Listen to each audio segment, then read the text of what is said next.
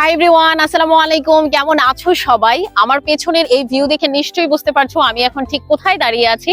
আমি এখন দাঁড়িয়ে আছি আমাদের প্রিয় জেলা রাঙামাটিতে, যে মাটির প্রতিটি কোণায় মিশে আছে হরেক রকম রং। এবং রাঙামাটিতে কি কি দেখার আছে সে বিষয়গুলো আমরা এক্সপ্লোর করব। প্রথমেই থাকছে কাপ্তাই লেক, পলওয়েল পার্ক, ঝুলন্ত ব্রিজ, যে আরো কি কি দেখা যায় সেটাই আমরা এক্সপ্লোর করার চেষ্টা করব। So let's join with me. কখনো কখনো জীবনের সবচেয়ে সুন্দর যাত্রাগুলো শুরু হয় নিঃশব্দে। কোনো তাড়া নেই, কোনো গন্তব্যও না, শুধু প্রকৃতি আর নিজের মনের শান্তি খোঁজা। ঠিক এরকমই প্রশান্তির আশায় আমরা বেরিয়ে পড়ি কাপ্তাই লেকের পথে। ভোরে রওনা হয়ে আমরা প্রথমেই চলে যাই সমতা ঘাট, কিন্তু ঘাটে গিয়ে আমরা বুঝতে পারি এখান থেকে রিজার্ভ বোট ছাড়া কাপ্তাই লেকে ঘোরার কোনো উপায় নেই। এখানে তোমাদের একটা কথা বলি, রাঙামাটি কিন্তু তুমি চাইলেই দুভাবে ঘুরতে পারো, এক বোটে, দুই সিএনজিতে বাই রোড। সংখ্যায় যদি 6-7 জন কিংবা তারও বেশি হও তাহলেই কেবল আমার মনে হয় বোট রিজার্ভ করাটা বেটার। বাট আমরা যেহেতু মাত্র 2 জন ছিলাম, সো রিজার্ভ বোট নেওয়াটা আমাদের জন্য ছিল অনেক বেশি কস্টলি। যাই হোক, স্থানীয় লোকজনের সাথে কথা বলে যেটা বুঝতে পারি সেটা হলো লোকাল ট্রলার ধরতে হলে আমাদের চলে যেতে হবে রিজার্ভ বাজার লঞ্চ ঘাট। তো ওখান থেকে 15 টাকা সিএনজি ভাড়া দিয়ে আমরা চলে গেলাম রিজার্ভ বাজার। তারপর সেখান থেকে হেঁটে সোজা লঞ্চ ঘাট। আর হ্যাঁ, সমতা ঘাট থেকে মেইন রোডে আসার পথেই কিন্তু পাবে 15 বাজার। ছোট্ট জায়গা কিন্তু প্রাণবন্ত। পাহাড়ি পোশাক, হাতে বানানো জিনিস, স্থানীয় শাক সবজি, খাবারের গন্ধ সব মিলিয়ে সে এক অদ্ভুত অভিজ্ঞতা।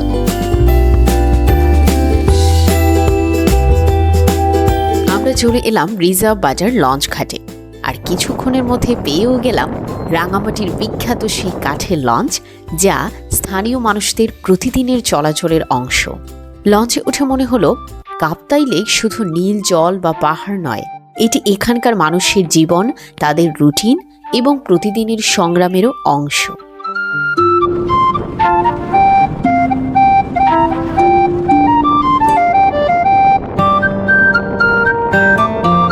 এই হলো শুভলং বাজার, যেখানে আমাদের নামার কথা।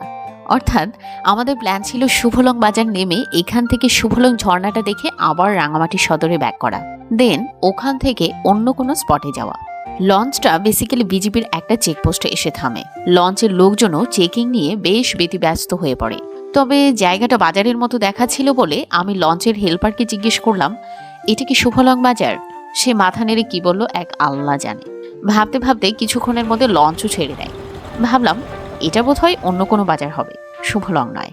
যাই হোক, লঞ্চ চলতে লাগলো কাপ্তাই লেকের আঁকাবাঁকা বিস্তীর্ণ জলরাশি বেয়ে, আর আমরাও উপভোগ করছিলাম চারপাশের ছোট বড় পাহাড়, নীল জল আর ঠান্ডা বাতাসে ভেসে আসা পানির গন্ধ।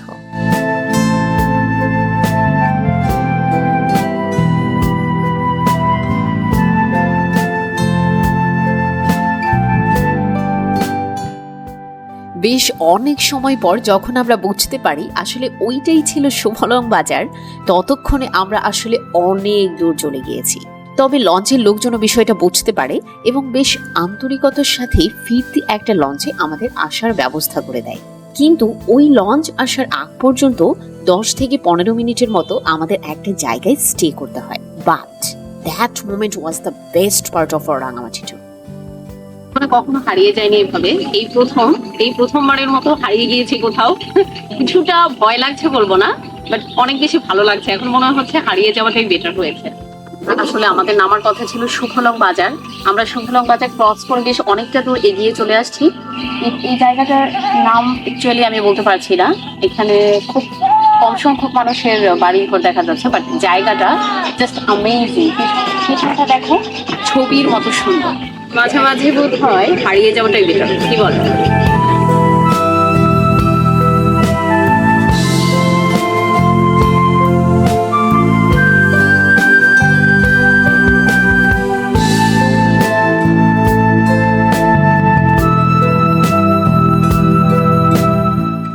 ফিরতি পথে লঞ্চে বসেই আমরা ভাবছিলাম কাপ্তাই বাঁধ নির্মাণের সেই গল্পগুলো।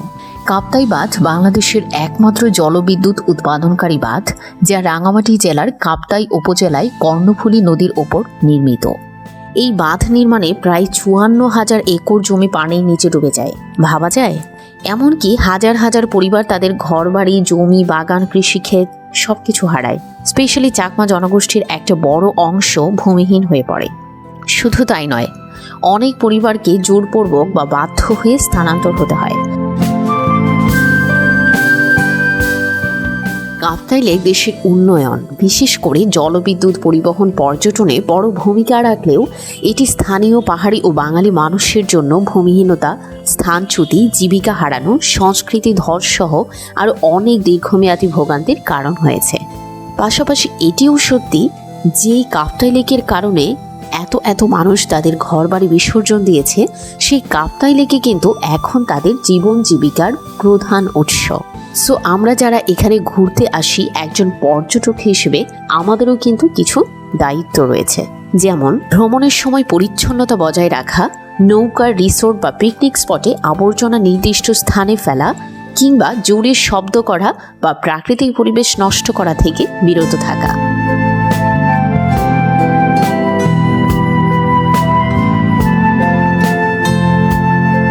আমাদের মাথায় রাখতে হবে, কাপ্তাই লেক শুধুমাত্র একটি হ্রদ নয়, এটি রাঙামাটির জীবন, অর্থনীতি ও সংস্কৃতির অংশ।